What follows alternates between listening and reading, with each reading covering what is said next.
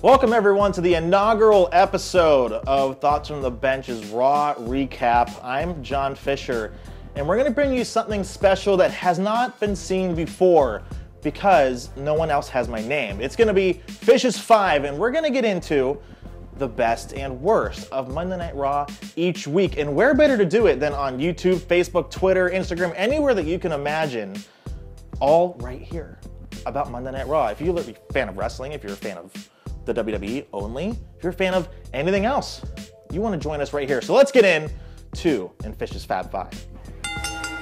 So on to number 5, the women. Look, I understand where World Wrestling Entertainment is coming from when they want the women to stand out. And I'll even add a counterpoint to my overall hypocrisy that might just be spewing out of my mouth right now.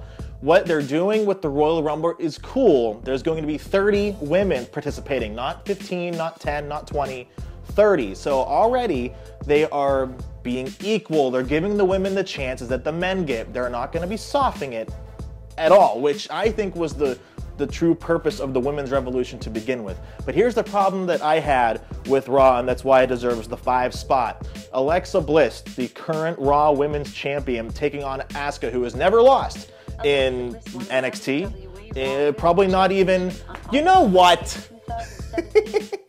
I said Alexa. Oh no.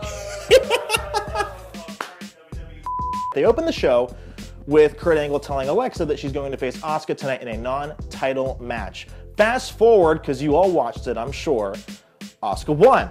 She's undefeated. She hasn't lost in NXT. She hasn't lost on the main roster. She probably never even lost at the freaking Performance Center, which is great. But here's where I really hold a problem with Corey Graves and Michael Cole. As soon as the match was over, they said that Asuka now has earned a title match. She has never lost, so I think that she has earned a title match along the way somewhere. She just hasn't gotten it yet, for reasons I don't have to explain.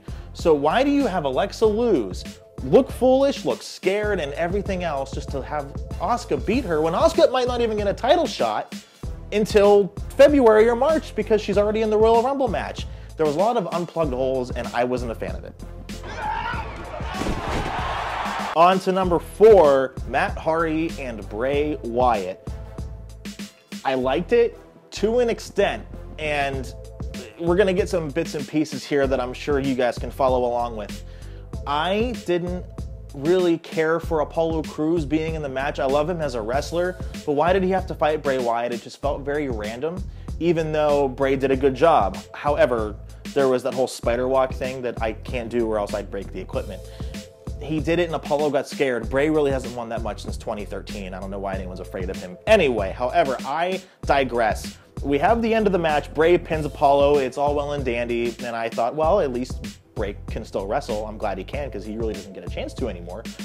Woken Matt Hardy comes on the screen and does his whole gimmick yelling yes and yes and yes. And Daniel Bryan's ears perked a little bit because that's his thing.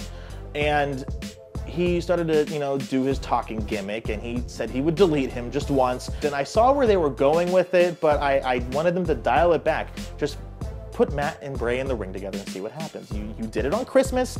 They beat each other up a little bit, and then they left. And I'm like, that's great. I want to see the match. And they're probably going to hold off until Mania to do it, which would be smart, with like a nice stare down at the Royal Rumble that might get a really good reaction. And then maybe in April, Jeff's back. He's healthy. He's ready to go. I like where they're leading. Put them in the damn ring. Period. And number 3, the WWE stands for Walk with Elias. And number 2, the resident mommy's boy, daddy's boy of the WWE, Jason Jordan. I'll tell you one thing.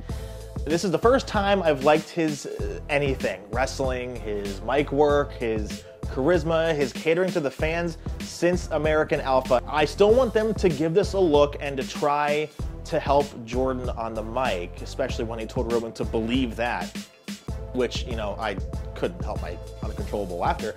But they need to help him. He needs to be healed, bar none. I hope, in the next few weeks leading up to the Royal Rumble, they make him a heel defiantly and definitively because that's where he's going to earn the respect of many when he turns face again. Give him the WrestleMania match with Kurt Angle, and we'll see where it goes. But for now, Jason Jordan won the first number 2 spot in my Fab 5. And number 1, my producer and director Josh Elsass said before this taping even started, and I quote, "Samoa Joe is pro wrestling," unquote. And damn it, he's right. With everything that he did on Monday Night Raw, from taking on Roman in a hell of a match. I kind of have an issue with how the match ended. I wouldn't have had Samoa Joe take the pin, but I understand it. The 50-50 booking is going to allow Joe to win the title anyway at Royal Rumble, so what's the big hurt, right?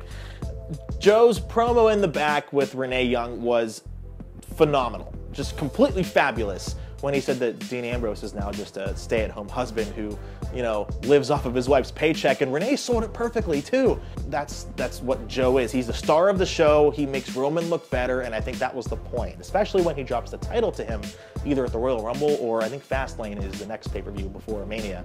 It's going to be incredible, and there's nothing that Joe can't do that I am not a fan of. So that does it for the first installment of Fish's Fab 5 and the Thoughts from the Bench Raw recap. I hope you all enjoyed it, but there is one thing that I will do after each show, and that's a segment I like to call Fix It, which is one thing the WWE needs to do, and if they just tweak it just a little bit, they can run miles with it. And the one thing that I'd like to ask them to fix is Drew Gulak. Now, you might be thinking, why? He's amazing. He is amazing. He's the most underappreciated superstar on WWE television by far. Give Gulak the title, let Enzo Amore and Nia Jax become involved, and let Gulak run with it. You call it the Zoe train, I'm gonna call it the Drew train, and let him take the belt to WrestleMania. Let him be the biggest babyface in the entire company, I don't care. But fix the storyline. I know Enzo's flu-ridden episode during New Year's was kind of a fluke. He was supposed to fight for the title against Cedric Alexander, but give Gulak some time. He will not disappoint anybody. So from there, we would like to say thank you for joining us for the first installment of the Raw Recap from Thoughts from the Bench and Fish's Fab 5. What I would like for you guys to do is follow us and talk to us anywhere. Facebook at Wrestling News Hub, Twitter at John Fisher TV, like you saw a lot of the time in today's video. On Instagram, you can find us, and just for those, because I don't remember my Instagram handle, because I'm very classy and professional, I will tweet it out for everyone to look for. We'll post all the videos there and on YouTube at Thoughts from the Bench. And I think that's it. Josh, is there anything else? Nope. I just love hearing your voice, bud. Have a great week. I'll see you next week for another edition of Fish's Fab 5 and Thoughts from the Bench's Raw Recap. We'll see you then.